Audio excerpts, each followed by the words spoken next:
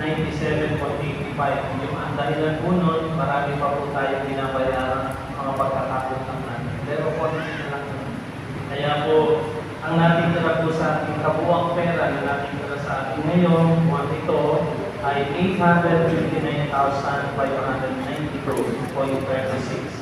Pinapanyaya ko rin po sa inyo ang buhay na daan ng krus, mamaya sisimula sa bisita ng kesyo. Sa kalsada po natin gagawin yun. Parang senado pero sa kalsada. Tutunayan natin ang daan ng krus. Kaya po kung may panahon kayo, sumama po kayo sa amin at panuorin natin ang mga inihanda na kabataan ang daan ng krus. Katulad po ng gagawin na natin sa pagbabasbas ng palaspas, papasok po kayo sa gitna, lalabas kayo sa magkari ng gilid. Opo? At babasbasan po natin ang yung palaspas. Katulong ng ating mga ladies.